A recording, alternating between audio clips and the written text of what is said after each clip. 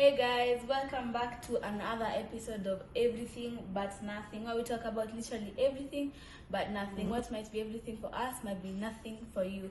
I'm Nimu and today we're joined with a special guest. I know you guys have said a lot about only having female guests. Now we brought you something different. Dr Njuki Githethwa, one of Kenya's best activist scholars who is deeply engaged in the study and struggles on social movements. Mwalimu has been actively engaged in the struggles for social justice in Kenya. And for my young listeners, social justice is basically fair and equal distribution of wealth, opportunities within a society. This basically means that Dr. Njuki Githethwa is a populist. One of the words that we learned earlier this year. He is one of the brilliant forces of this country and holds events with artists, creatives, and all those branches of people on his studio, which is the Comrades Book House.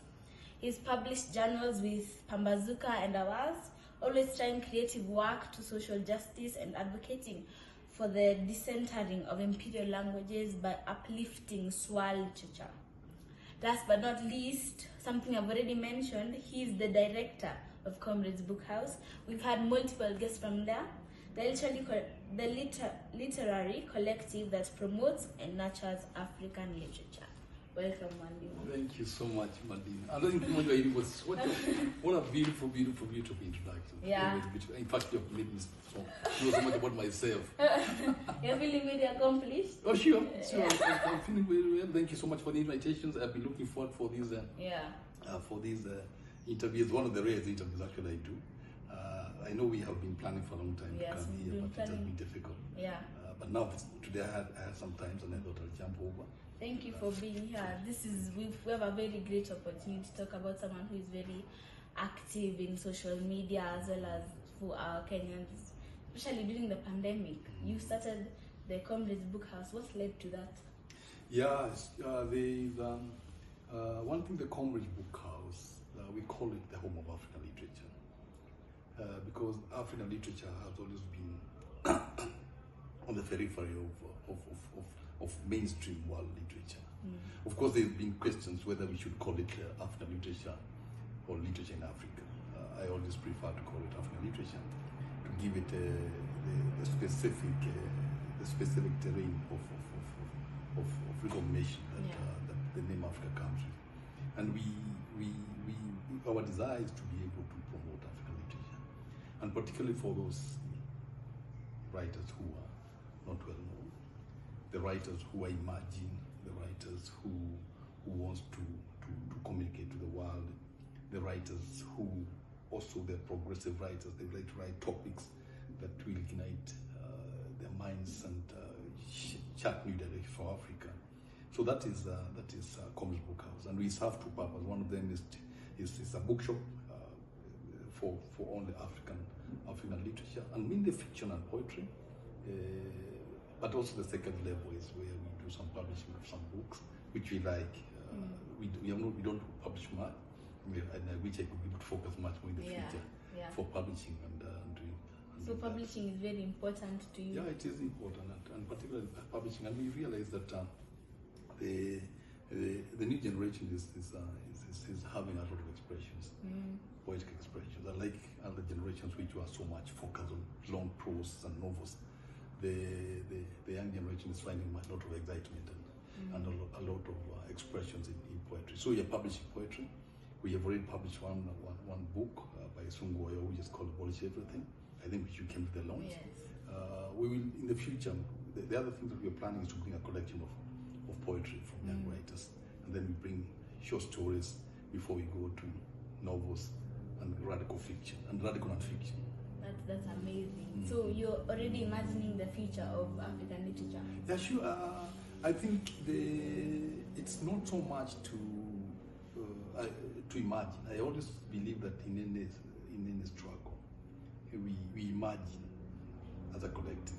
Yes. I think there's no person who will say that you will be able to shape the future as your own. You shape the future from the dreams of other people that you work with. So that's what we forward to, and we look for a place where the people will be able to love themselves. Yes.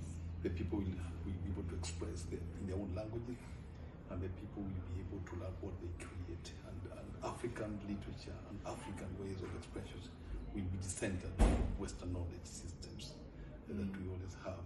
I think knowledge must always be able to move from amongst us, going outwards.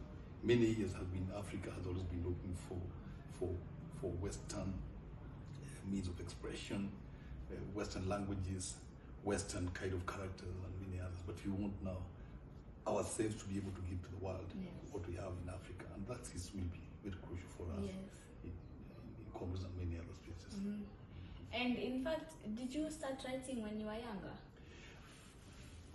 I always say that literature is my first love. I have not given it due attention that I would prefer.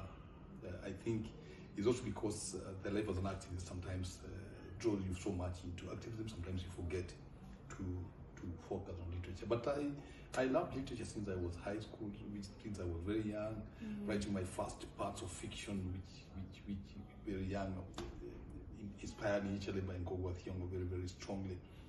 I've never really been able to publish a major work of literature, or even a novel, a collective short stories somewhere, some poetry somewhere.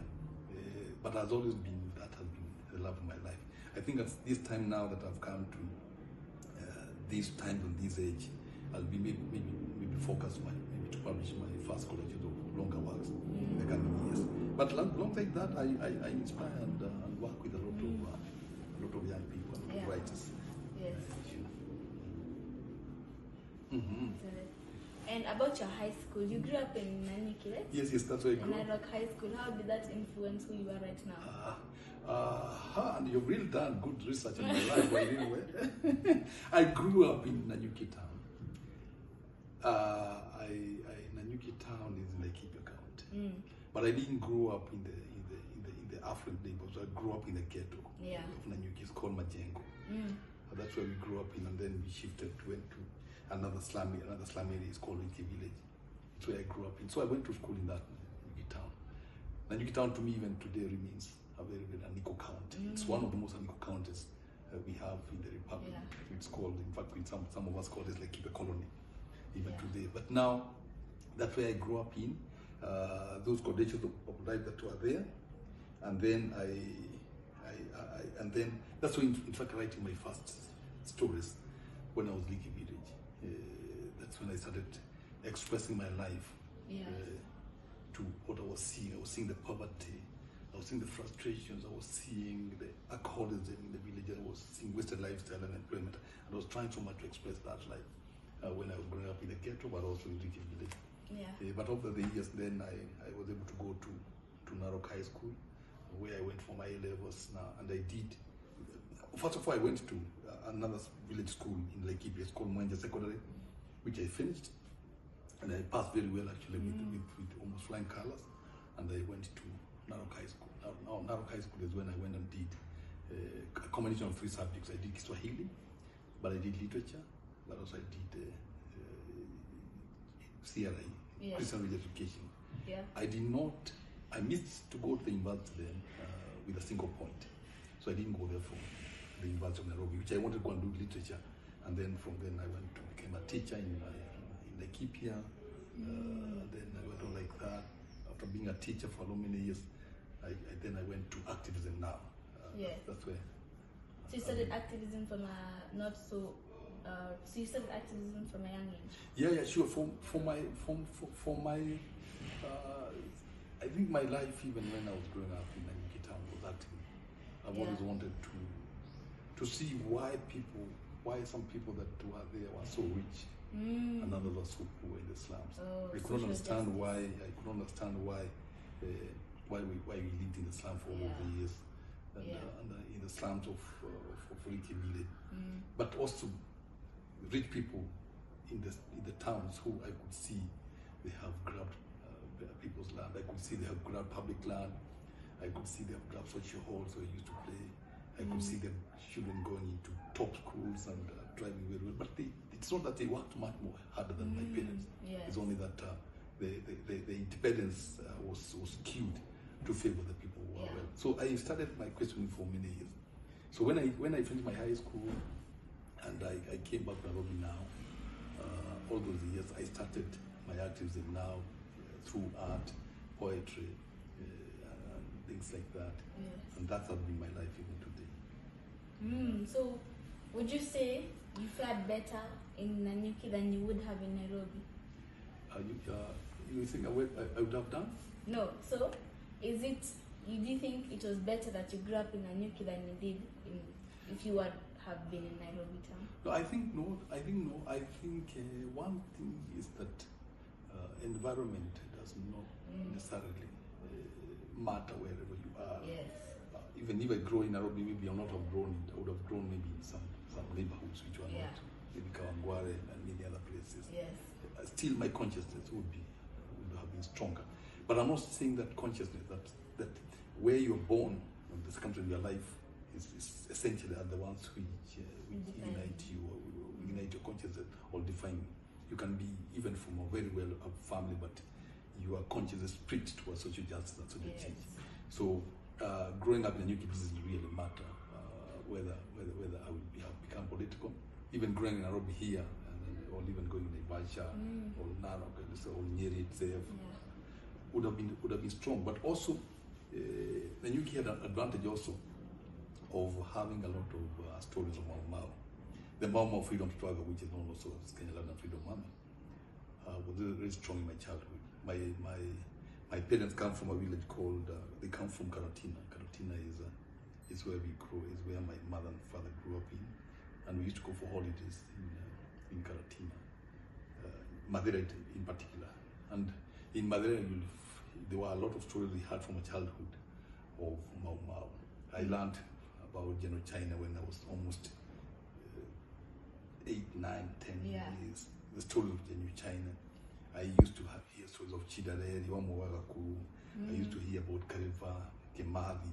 So I grew up with a staple of resistance of the Mau Mau for all those years. Yes. So even when I was growing up and I could find that the Mau Mau were fighting for two key things, were fighting for land and freedom, which we didn't have, and then you wonder, all the Mau Mau were fighting for, it's now wasted. Why should people live the way it is? So that staple of resistance was very strong. But also Nanyuki itself had a lot of resistance against colonial settlers by the Mau Mau. So that is the background that we grew up in. Would you say there's someone who motivated you to keep on going? Yeah, I think we always say that that all of us, our lives are built from the ideas of others. They are built from the inspiration of others.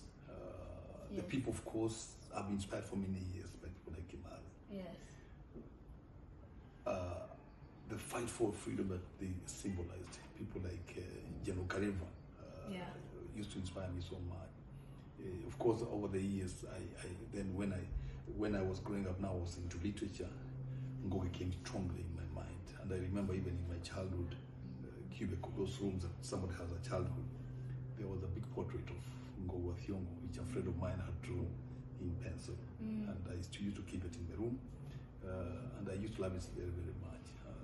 And I wrote even my first novels, which was still in handwritten form, inspired by Ngoge's earlier works, like for example, River Between and Weepor's Child. So Ngoge Thiongo has been a big inspiration. But over the years now, I came to be inspired by other people like Pioga Mapinto. I became inspired like Wangari Maathai and Michele Githethwa. So that's inspiration. Yes. But I came to see them later as now comrades. Because later I was able to relate with people like Ngoge very closely, people like Michele,